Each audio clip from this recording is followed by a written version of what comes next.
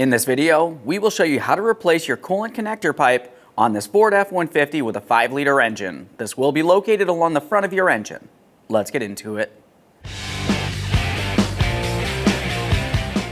Okay friend, let's get started on our job. Make your way under the hood. Along the driver's side, we're looking for our coolant fill cap right in this area. The first thing we need to mention is you need to make sure your cooling system is cool to the touch. So essentially, you didn't just come back from a nice ride to the beach and back before you open this up. When you do open it up, go ahead and turn this counterclockwise to remove it, lift it up and away from your face. Now that we've done that, we're going to have to make our way underneath the passenger side front of the vehicle so we can start draining the coolant. Now underneath the passenger side front corner of the vehicle, we're looking for the bottom corner of the radiator.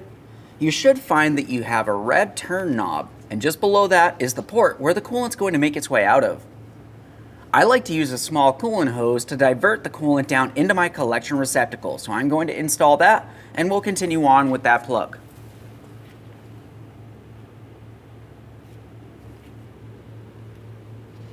Slide that right up on there. Now I have my collection receptacle under here so I can recycle that fluid properly. Continuing on, for that drain plug, you can either use some pliers or you can use a flathead screwdriver. Commonly, you will have to use some pliers to at least break it free.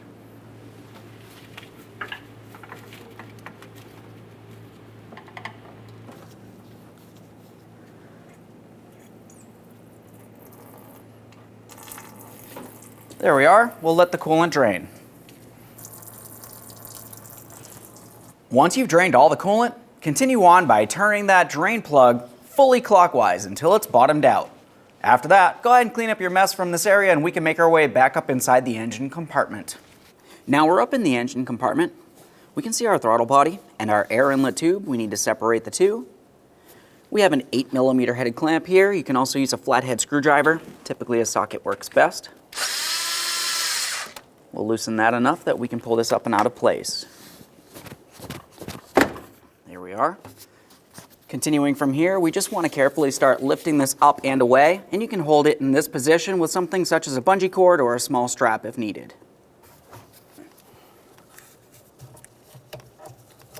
With that out of the way, we have a clear view of our coolant connector here. Let's start with our metal clips holding these hoses to that connector. For these clips, typically you can use a small angled pick, small screwdriver, or even your fingers in some cases. It's really up to you. Once you have that starting to pull away, I'm just going to hold on to it. You can use two tools if you want. Start pulling it down and out. Sometimes you have to reach along the back side there to dislodge the other ear. Typically you can just slide it. Get that off of there. Now we can start doing the next connector portion over here. Let's get right underneath that ear once again with our small pick.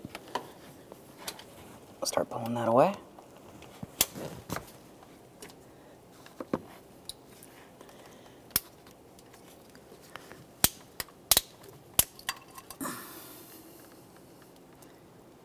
Let's take hold of this hose. Give it a little wiggle here. You should be able to pull it out and away. Keep in mind there could still be coolant inside these areas. Of course, you do want to give your hose a quick inspection. This looks good. We'll set this aside. Now before we dislodge this other side, let's follow the coolant hose all the way up into this area. There's a squeezable clamp. We can squeeze that in.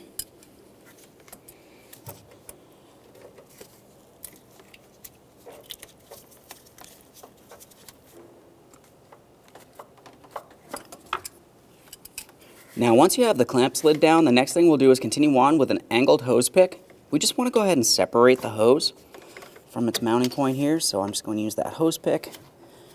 Make my way underneath the hose, work our way around.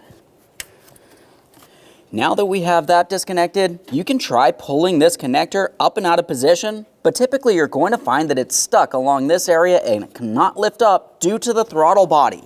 If you can't get this out of position, we'll continue on by removing the throttle body from this area. Before removing the throttle body, we'll just make sure there's no miscellaneous debris in this area. I'm using compressed air.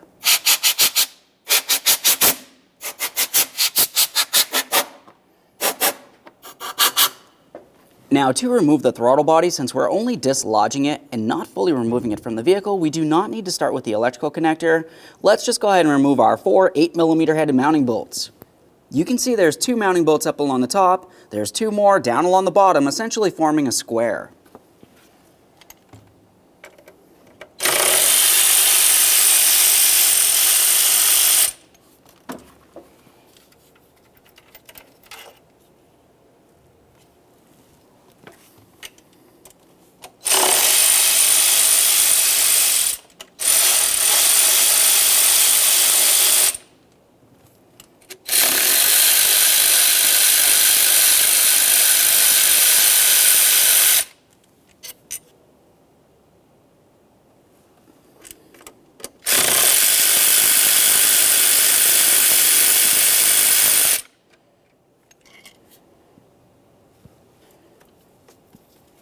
Just a quick inspection of that throttle body. We'll set it aside temporarily.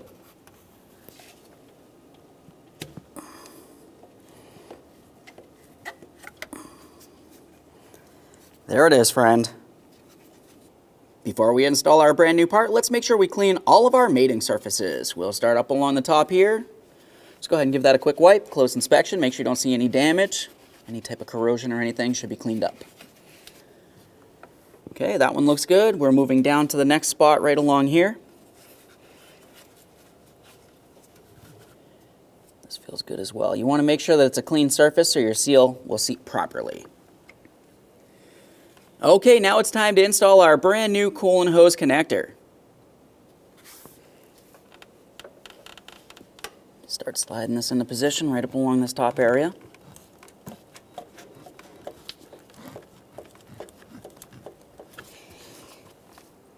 Continuing on, we're going to have to flex this a little bit so we can align this area as well.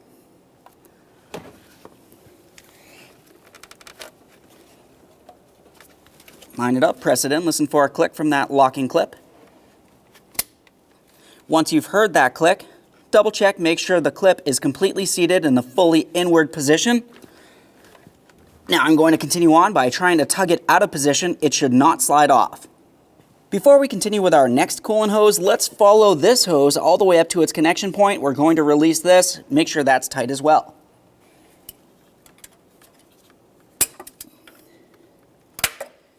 There we are.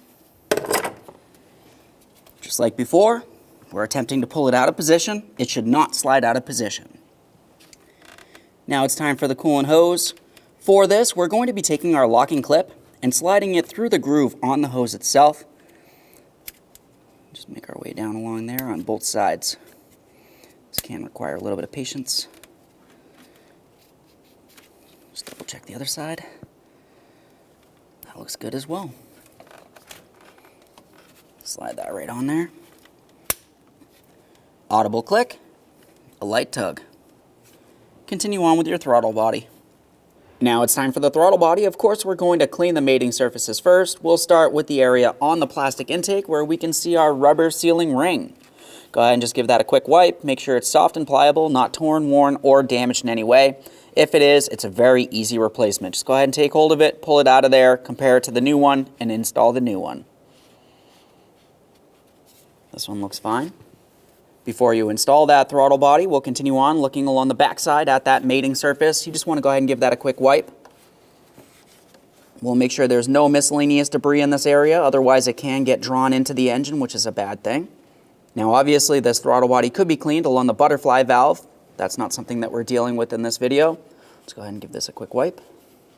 Once you have everything cleaned, it's time to install the throttle body onto the intake. We'll go ahead and get this aligned. Start in all 4 of our 8mm headed mounting bolts.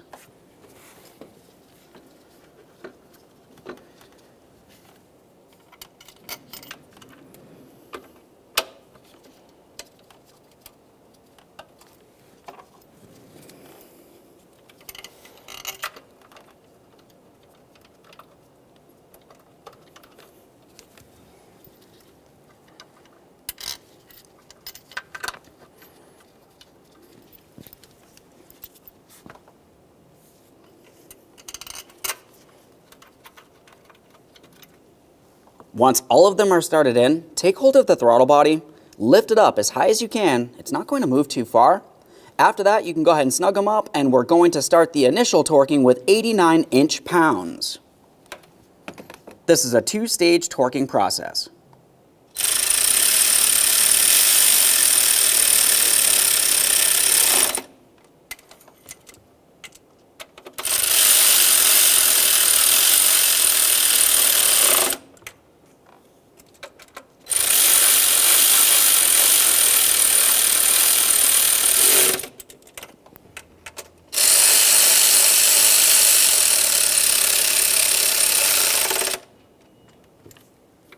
Torque wrench here.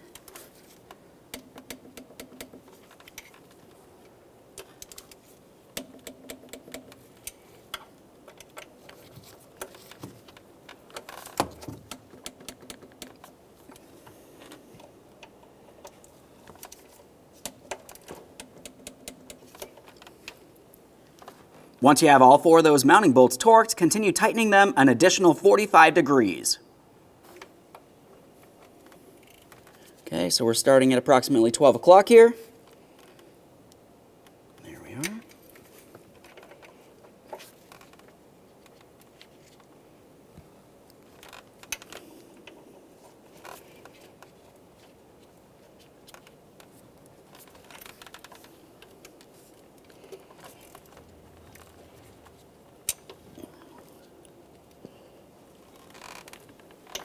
One last quick inspection in this area, and we can reinstall our air inlet tube. Let's get this air inlet tube aligned with our throttle body. Press it on there as far as possible. Tighten your 8mm headed clamp.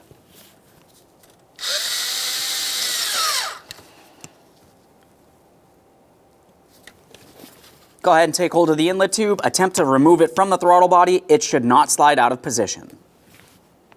Now it's time to fill the cooling system. We'll be doing that from the coolant fill right here. If you are looking down along the side of this, you're going to find where the fill line is, right along there.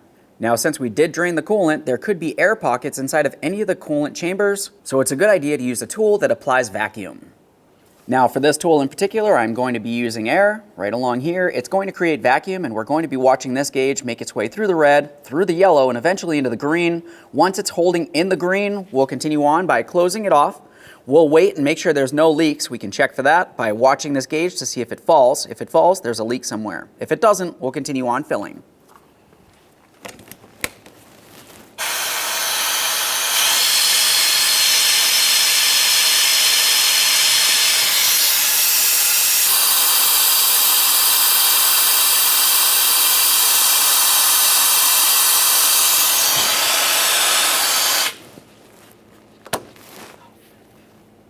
We can see our vacuum pressure needle is all the way into the green, past the 25 pounds of negative pressure here. We're going to let this sit for approximately a minute or two, just confirming that we do not have any leaks. If the needle drops into the yellow, or worse, into the red, we have a leak. Now, as we're adding coolant, we're going to find that the needle will start dropping. We're paying attention to that, but we're also paying attention to the level inside our coolant reservoir or jug that we're filling from, confirming that it does not run empty.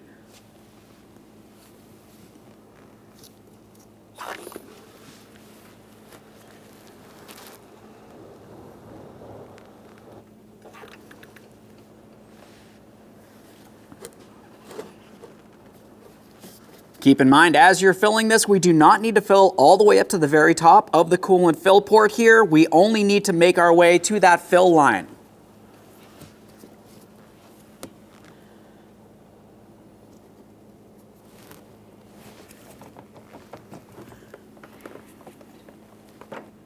Now, I do have the coolant level a little bit high right now, and that's due to the fact that we're going to start up the engine, let it run, and get up to normal operating temperature.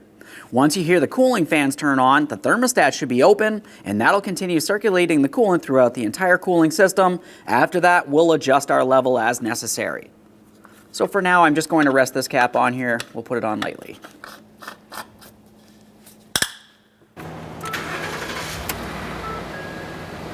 Alright, so we've been running the vehicle for a while now. I can hear the cooling fans turned on. The vehicle's up to normal operating temperature.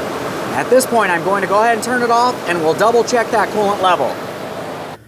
Okay, I can see my coolant levels just above the line here, which is fine. Continuing on, let's go ahead and close the cap.